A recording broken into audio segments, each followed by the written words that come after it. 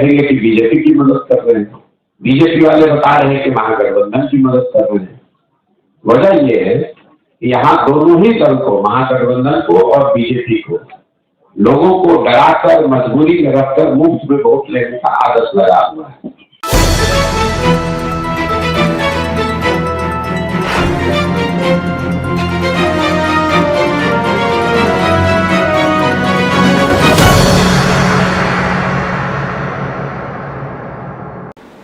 नमस्कार, स्वागत है आपका बेगूसराय न्यूज प्लेटफॉर्म में। मैं हूं आपके साथ खुशी।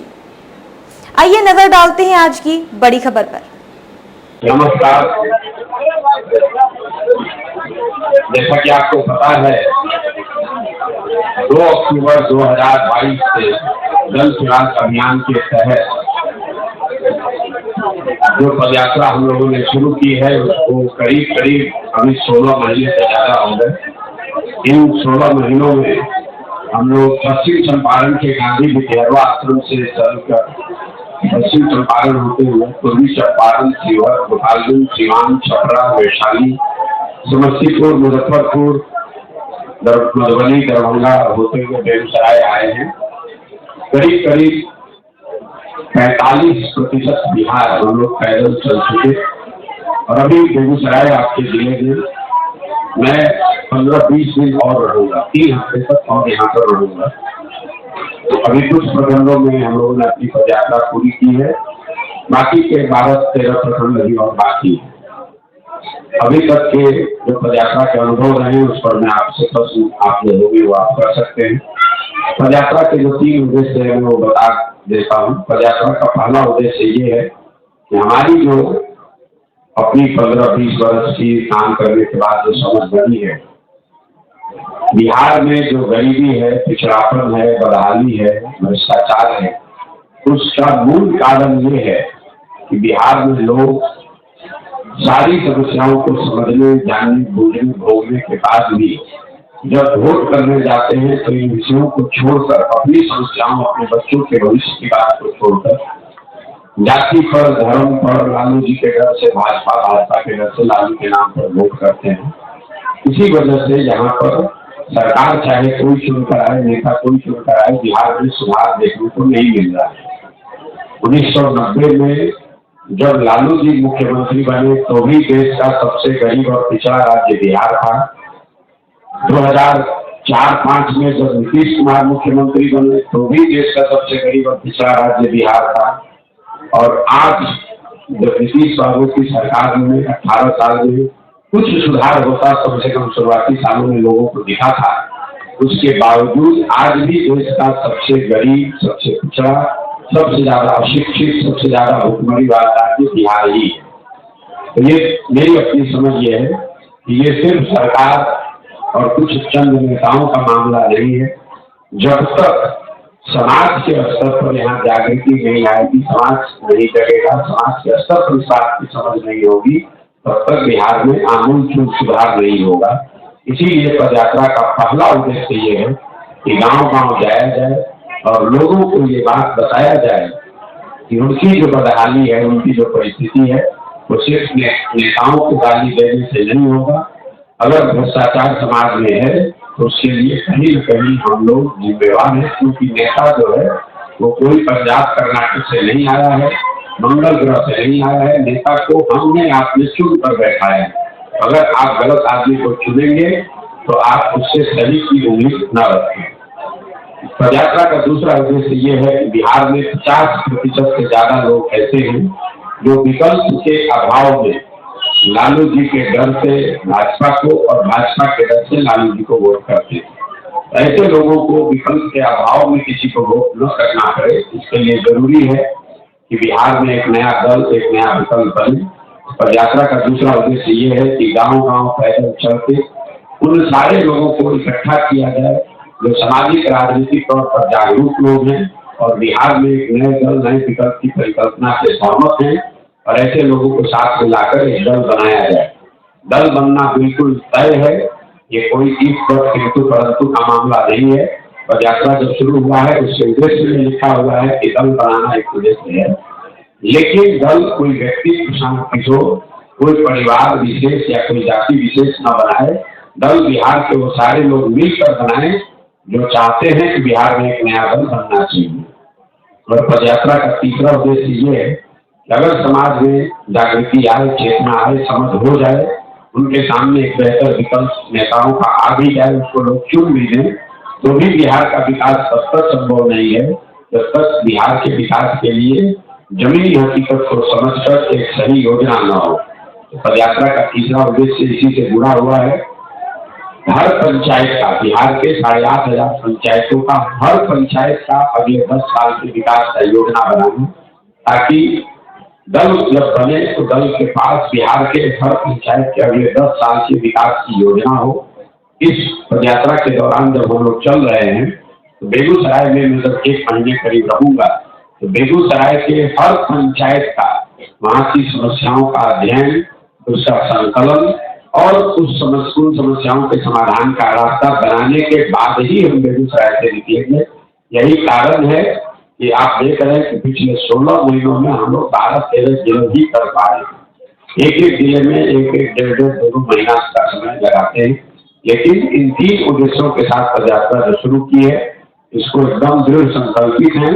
1 बरस लगे, 2 बरस लगे, 3 बरस लगे, इसको इसी तरीके से किया जाएगा ताकि बिहार में लोगों को जगाया जा सके, उनकी मदद से एक नया दल बनाया जा सके और अगले 10 वर्ष में बिहार देश के 10 अग्रणी राज्य में शामिल हो सके। इसकी एक योजना बनाकर जनता के सामने रखा जा सके ताकि जनता एक सोच समझकर निर्णय ले सके। ये पदयात्रा के उद्देश्य है। अब पदयात्रा के दौरान के मेरे जो अनुभव है या अन्य किसी विषय पर जो आप सवाल करना चाहती है उसके लिए आपके पत्र बहुत बहुत धन्यवाद। आपको यूज किया जा रहा, आप यूज हो रहे हैं कि बीजेपी के साथ फिर मिलेंगे और चुनाव में उनका साथ देंगे। क्या सच में प्रशांत किशोर बीजेपी का साथ देंगे? पहले तो आप हिंदी में सवाल पूछ रहे हैं तो फिर मिलेंगे का मतलब है कि पहले मिले हुए थे, तो सब ही आपका वाक्य ही गलत है। अगर आपका सवाल ये है कि बीजेपी की मदद कर रहे हैं तो भाई जो महागठबंधन के लोग हैं वो ये कहेंगे कि बीजेपी की मदद कर रहे हैं, बीजेपी वाले बता रहे हैं कि महागठबंधन की मदद कर रहे हैं। वजह यह है कि यहाँ दोनों ही दल को, महागठबंधन को और बीजेपी को, लोगों को डराकर मजबूरी में रखकर मुफ्त में वोट लेने का आदत लगा हुआ है। उसको मालूम है कि हमको काम नहीं करना है, जनता का कोई काम न करे तो भाजपा वाले को मालूम है कि चुनाव होते होते लालू जी के डर से हमको लोग वोट दे ही देंगे। यही हाल महागठबंधन का है। उसको मालूम है कि हमको काम करने की जरूरत नहीं है, जब चुनाव आएगा तो भाजपा का डर दिखाएंगे और सारा मुसलमान हमको वोट दे देगा। तो जिन दलों को, नेताओं को बिहार में मुफ्तखोरी की आदत लग गई है, मुफ्त में वोट लेने की, उनको घबराहट ये हो रही है कि अगर जनता का कोई विकल्प बन गया तो उनको मुफ्त में वोट देगा कौन, तुमको भी काम करना पड़ेगा। तो स्वाभाविक है जब आपका जमा पूंजी लूटेगा तो आप तो बाप चिल्लाइएगा ही। जिन नेताओं पर, दलों पर ईडी का, सीबीआई का या सरकार में सरकारी संस्थाओं का रेट पड़ा है, सामान्यतः जो देश के स्तर पर बात होती है, जो सत्ता में होता है उसको सही बताता है, जो विपक्ष में होता है वो उसको गलत बताता है। मेरी अपनी समझ ये है, मैंने पहले भी इस पर टिप्पणी की है, जिन पर रेट पड़ रहा है ये उनकी जिम्मेवारी है कि वो बताएं कि वो सही है कि गलत है। सामान्य जनता के नजरिए से दिक्कत इस बात से नहीं है कि अरविंद केजरीवाल पर रेट पड़ा, कि ममता बनर्जी की पार्टी पर रेट पड़ा, कि लालू जी पर रेट पड़ा। जिन्होंने गलती करी है अगर रेट पड़ रहा है तो ठीक ही है। जनता को चिंता इस बात से होती है और सबको होनी भी चाहिए कि वही व्यक्ति जब सत्ताधारी दल के साथ जुड़ जाता है तो उस पर रेट होना बंद हो जाएगा। तो अगर जो जिसने भी गलती की है उस पर रेट पड़े, उस पर कार्रवाई होनी भी चाहिए, उससे कोई दिक्कत नहीं है। सिर्फ ये नहीं होना चाहिए कि जो विपक्ष में है उस पर आप रेट डाल रहे हैं और वही आदमी या उसके साथी उसी गलती में अगर सत्ता पक्ष में है तो आप उसको छोड़ रहे हैं। जनता के नजरिए से जब तक कानून समान रूप से सत्ता और विपक्ष दोनों साइड के नेताओं पर काम करे तो इसमें कोई दिक्कत नहीं है। अगर आप गलती किए हैं तो रेड होगा। अब आरजेडी जो पार्टी है, लालू जी को रेड होने की बात नहीं। आज कोई कहता है कि उन पर वेंडेटा हो रहा है तो ये तो गलत बात है। 25 वर्ष पहले पशुपालन घोटाला हुआ, हर तरह की सरकार केंद्र में, बिहार में रही, हर स्तर पर न्यायालयों ने उस पूरी चीज का जांच किया, उसकी प्रक्रिया चली, उसके बाद उनको कन्विक्ट किया गया है। तो आप ये तो नहीं कह सकते हैं कि उसमें कोई प्रमाण नहीं है, कोई गलती नहीं हुई है। लेकिन मैं फिर से दोहरा रहा हूँ, अगर आरजेडी के लोगों ने गलती की है, उन पर रेड हो रहा है, तो बीजेपी के लोग भी अगर गलती कर रहे हैं तो उनको भी छूट नहीं मिलनी चाहिए। अगर वो होगा तो जनता को उसमें कोई तकलीफ नहीं दिखती। सर, मेरा नाम कुणाल कुमार है, मैं बेटी से। सर, एक मेरा सवाल है कि आपने जो पद यात्रा कभी किया है, कर रहे हैं आप, इसमें सर जितने भी जिले में आपने गए, जितने भी जिले घूमे आपने, उसमें किस तरह की समस्या या किस तरह की चुनौती का सामना करना पड़ा? देखिए, जो समस्या तो रोजमर्रा की बहुत सारी देखते हैं। जो सबसे बड़ी समस्या 3 दिखी, तो पहला है बेरोजगारी और पलायन। अब आप ये कह सकते हैं कि बेरोजगारी और पलायन बिहार में सबसे बड़ा मुद्दा है। इसको जानने के लिए आपको गांव-गांव जाने की जरूरत नहीं है, तो सबको मालूम है। लेकिन गांव में जाने से इन समस्याओं के आर्थिक सामाजिक पहलुओं की समझ हुई, इसकी विकरालता का अनुभव हुआ। उदाहरण के तौर पर पलायन को सामान्यतः हम लोग मानते हैं कि ये गरीब परिवारों की समस्या है। गरीब परिवार के लोग मजदूरी करने के लिए, रोजी रोजगार के लिए अपना घर परिवार छोड़कर बाहर जाते हैं। लेकिन इस पदयात्रा के दौरान जो मैंने अनुभव किया कि पलायन सिर्फ गरीब परिवारों की समस्या नहीं है, ये बिहार के हर परिवार की समस्या है। जो गरीब परिवार हैं, उनके बच्चे मजदूरी के लिए, रोजी रोजगार के लिए पलायन कर रहे हैं। जो यहाँ के नजरिए से समृद्ध परिवार हैं, उनके बच्चे पढ़ाई के लिए या नौकरी के लिए बाहर जा रहे हैं। पलायन तो सबके बच्चे कर रहे हैं। गांव की स्थिति ये है कि कम से कम 40 से 50% युवक बाहर ही पलायन कर गया है, बाहर चला गया है, चाहे वो पढ़ाई के लिए गया हो, रोजी रोजगार के लिए गया हो, या मजदूरी करने गया। जिन प्रखंडों पंचायतों में बाढ़ की समस्या है, वहां पर पलायन का स्तर 60-70% है। दूसरी बात जो समझ में आई, कई बार हम लोग बोलचाल की भाषा में कहते हैं, अरे बिहार में लोग यहाँ कुछ काम नहीं करता है, बाहर जाके 12,000 रुपये में काम करता है। ऐसी बात नहीं है। ज्यादातर लोग अगर उनको अवसर हो तो वो बिहार में ही काम करना चाहेंगे। 2,000 कम रुपया मिले तो भी वो बिहार में काम करना चाहते हैं। जो लोग बाहर गए हैं उसमें ज्यादातर लोग मजबूरी में गए हैं, और उसका सबसे बड़ा प्रमाण ये है कि उनकी जो आमदनी है वहां पर, वो औसतन लोग 12 से 15,000 रुपया बताते हैं। और वहां पर सारे परिश्रम के बाद लोग 6 से 8,000 रुपया अपने घर वालों को भेज पा रहे हैं।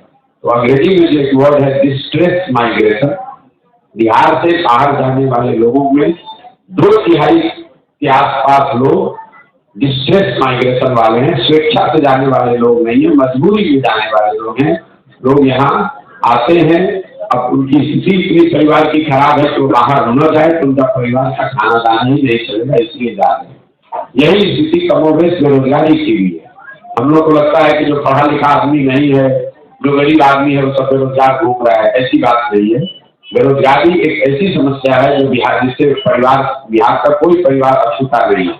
गाँव में जब हम लोग चलते हैं तो जो बड़े किसान हैं, जिनके पास 15-20 बीघा जमीन है, जो छोटे मोटे गांव के स्तर पर व्यवसायी हैं, बिजनेस व्यापार करते हैं, वो भी अपने बच्चों के रोजगार के लिए उतना ही चिंतित है। लोग 20-25 हजार रुपए के लिए नौकरी के लिए हाथ जोड़ने को तैयार है, मेहनत करने को तैयार है, खेत बेच कर भी लोग पैसा देने को तैयार है। तो बेरोजगारी और पलायन अभी तक की पदयात्रा में सबसे बड़ी समस्या दिखी, जो बिहार के हर परिवार, हर वर्ग को प्रभावित करती है। इसमें गरीब, अमीर, अगड़ा, पिछड़ा, हिंदू, मुसलमान सब प्रभावित। बिहार में उस राइट से रिलेटेड समझ लो। मेरा सवाल ये है कि राजनीति की सबसे बड़ी खूबसूरती है कि वादा सभी कर सकते हैं, बातें सभी कर सकते हैं, पूरे करने के लिए कोई कानून नहीं बना है। आप पर लोग क्यों यकीन करें, ये बताएं। बिल्कुल मेरे पर यकीन लोगों को नहीं करना चाहिए। आपने या तो इस पदयात्रा को ध्यान से देखा नहीं है, या हम जो बात बताते हैं वो आपने सुना नहीं है। हम पहला ही लाइन ये कहते हैं अपने भाषण में कि आप हम पर बिल्कुल ही यकीन न करें, किसी नेता पर यकीन न करें। आप वोट जिसको भी दें, अपने वोट की कीमत सही वसूलें। हम तो सामने से मन से रोज कह रहे हैं कि आप वोट जिसको भी देना है दीजिए, लेकिन जिसको भी वोट दे रहे हैं उसको मुफ्त में वोट मत दीजिए। जाति के नाम पर मत दीजिए, धर्म के नाम पर मत दीजिए। अगर जाति के नाम पर भी देना है, अपने जात वाले को ही देना है, तो कम से कम उससे अपनी कीमत तो वसूलिए वोट की। तो आपको हम पर भरोसा करने की जरूरत नहीं। हम तो ये लाइन ही कहते हैं कि आप हमको वोट दीजिएगा, हम भी आपको ठग लेंगे। इसलिए आपको हम पर भरोसा नहीं करना चाहिए, अपने बच्चों के लिए वोट करना चाहिए, और वोट जिसको भी कीजिए अपने बच्चों के लिए उससे उसके वोट की कीमत वसूलिए। खबरों में अब तक के लिए बस इतना ही। फिर होगी आपसे मुलाकात ऐसी ही एक और बड़ी खबर के साथ। तब तक के लिए नमस्कार और देखते रहिए बेगूसराय न्यूज प्लेटफॉर्म। अगर आप हमारी न्यूज को YouTube पर देख रहे हैं तो हमारे चैनल को सब्सक्राइब करें और तुरंत नोटिफिकेशन पाने के लिए बेल आइकन को प्रेस करें। अगर आप हमारी न्यूज को Facebook पर देख रहे हैं तो हमारे चैनल को फॉलो करना ना भूलें। धन्यवाद।